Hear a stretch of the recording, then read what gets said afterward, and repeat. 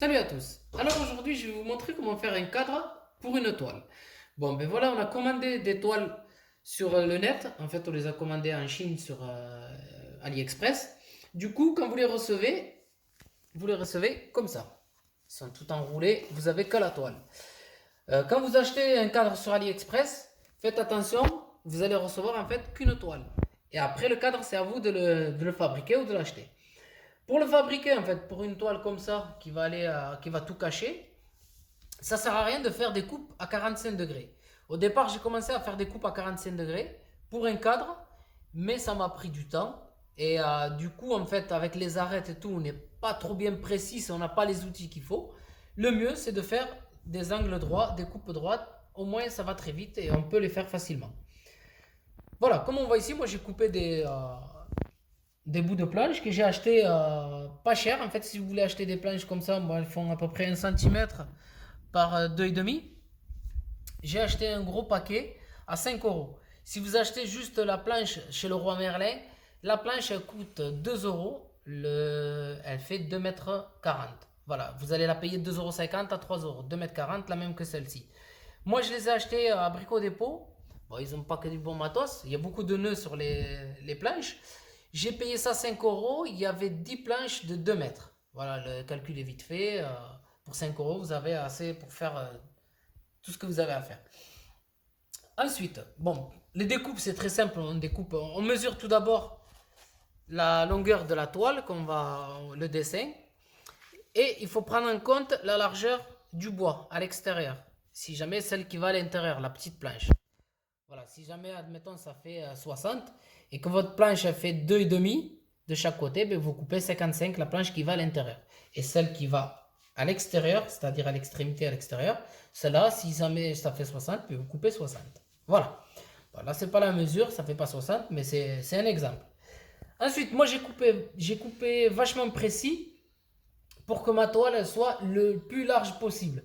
Si vous voulez que ça soit moins large, vous pouvez toujours couper, vous mesurez votre dessin de la toile, parce qu'il y a du blanc, comme là, et vous pouvez soit réduire de 1,5 cm, plus court, ou 1 cm, voir, c'est à vous de voir. Mais moi j'ai fait tout ça bien précis, parce que comme ça la toile elle est vachement plus large et plus grande, pour exploiter le maximum, parce que voilà, ça a coupé. Du coup, comme je vous ai dit, bon, ben, la toile, vous la mesurez. Et une fois que vous avez mesuré votre dessin de toile, soit vous dépassez, enfin, soit vous le faites pile, soit vous le faites votre encadrement plus petit. Pour l'encadrement, la jonction de l'encadrement, moi j'utilise une agrafeuse. Comme on voit là avec les agrafes. J'agrafe des deux côtés. Voilà. Après, ça tient. Comme on voit là, je force. Ça ne bouge pas du tout. Vous agrafez les deux côtés. Il y aura 4 agrafes de chaque côté, enfin 2 agrafes de chaque côté qui en font 4. Après, ça ne bouge vraiment pas. Le cadre, il est vraiment solide. Pour commencer, vous prenez juste l'angle. Ça dépend, c'est pour ça que je vous ai dit, est-ce que vous faites plus court, c'est plus simple. Si vous faites pile, c'est moins simple. En fait, vous prenez carrément l'angle, comme on voit ici, vers le bas, vers le haut, qu'il soit plié. Et là, vous le tendez bien et vous mettez une agrafe. Ensuite, vous faites pareil à l'opposé. Vous regardez bien en bas et vous tendez vachement. C'est l'effet que vous allez bien tendre la toile. Une fois que vous avez fait ça, en bas, les deux côtés, on va monter par exemple sur le haut. Il faut bien aligner et tendre vers le haut. Voilà. Aligner la toile comme ceci. On tend vers le haut. Il faut que ça fasse une pression. Il faut être précis. C'est pour ça que je vous ai dit, quand vous êtes précis, c'est plus chiant à faire. Voilà. Là, j'agrafe. Et pareil pour le milieu. Il faut le tendre. Il ne faut pas le laisser. Après, comme on voit sur l'autre côté, j'en ai mis quelques-unes. Et la toile, vous voyez bien qu'elle est super bien tendue. Il n'y a pas de pli. Il faut que ça soit vraiment bien tendu. C'est pour ça que quand je vais faire le bas, je vais tout d'abord la tendre. Voilà. Et en mettre une au milieu. Je vais commencer par tendre ici. Soit vous en mettez une au milieu et vous faites les côtés, soit vous commencez par les côtés. Après, chacun le voit comme il veut. Là, je commence par le milieu, mais sur certaines toiles, j'ai commencé par le côté. Ensuite, pour faire le pli à l'arrière, bon, comme ça ne se verra pas, le plus simple, c'est de plier le côté qui descend vers l'intérieur et bien être à plat. Une fois qu'on est à plat, on remonte le tout. Voilà, soit ça donne ça, soit vous le mettez bien plié vers l'intérieur comme ça. Voilà. Et là, en fait, quand on va remonter, voilà, pour donner un angle comme ceci.